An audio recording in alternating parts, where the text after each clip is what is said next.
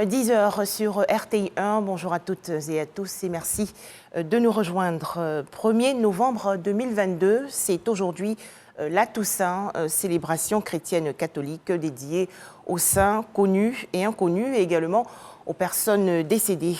En Côte d'Ivoire, ce jour est férié.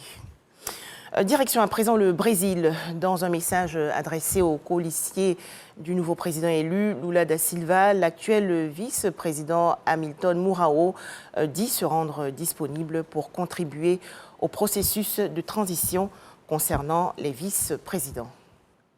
De nombreux messages de félicitations pour le président élu du Brésil, Lula Inácio da Silva. A noté également ce message de son homologue ivoirien, Alassane Ouattara. Monsieur le Président, votre élection à la magistrature suprême de la présidence fédérative du Brésil, après 12 ans d'absence, m'offre l'agréable occasion de vous adresser au nom du gouvernement et du peuple ivoirien, ainsi qu'en mon nom propre, mes très vives et chaleureuses félicitations. Cette victoire est le signe manifeste de la confiance et de l'espoir que le peuple brésilien place en vous pour le rayonnement de votre grand pays. En cette heureuse circonstance, il me plaît de former à votre endroit des vœux choisis de santé et de plein succès dans l'exercice de vos hautes fonctions pour le bonheur du vaillant peuple brésilien.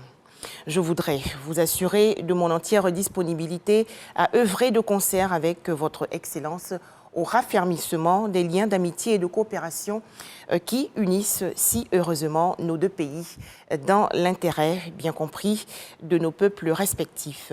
Très haute considération signée Alassane Ouattara, président de la République de Côte d'Ivoire. Plusieurs célébrations dans les églises catholiques dans le cadre de la Toussaint 2022. En Côte d'Ivoire, par exemple, les fidèles catholiques de la paroisse Saint-Pierre et Paul de Blocos, petit village de la commune de Cocody, ont dit des prières pour tous les saints et disparus. Le point dans le journal de 13 heures. Dans l'actualité nationale également, à noter les échanges entre le vice-président de la République, Tiemoko Méliette Koné, et le cardinal Jean-Pierre Coutois. La paix au centre de cet entretien. Les précisions dans ce reportage de Franck Quadio. Le vice-président Tiemoko Méliette Koné en visite chez l'archevêque métropolitain d'Abidjan. Moment d'échange et expression de civilité fraternelle à la veille de la célébration de tous les saints. Pour Monseigneur Coutois, cette visite de courtoisie est pleine de symboles. L'homme de foi n'a pas été avare en paroles de bénédiction pour son visiteur. Ce qui est normal dans la marche des hommes, c'est qu'on aille vers le chef. Et là, c'est le chef qui vient vers son sujet que je suis. Ah, vous voyez un peu l'émotion. L'émotion qui m'étreint ce soir. Je voudrais tout simplement lui dire un très grand et sincère merci pour sa présence dans cette maison qui est sa maison. Mes remerciements, je les confie à Dieu, que lui-même regarde ce geste qui est posé et qu'il fasse descendre en abondance sur le vice-président toutes les bénédictions, toutes les grâces dont il a besoin pour assumer avec la plus grande efficacité la mission que le pays lui confie. Et le vice-président qui n'a pas caché sa joie de partager ces moments de ferveur spirituelle avec le cardinal.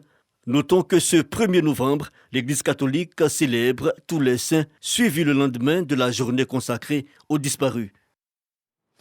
Enfin, en image, l'actualité au Burkina Faso, des organisations de la société civile ont réclamé hier justice pour les victimes de l'insurrection populaire des 30 et 31 octobre 2014. Cette interpellation a eu lieu au cours d'une conférence de presse. Voilà, merci de nous avoir suivis. À 13 h, l'édition complète sur RTI1.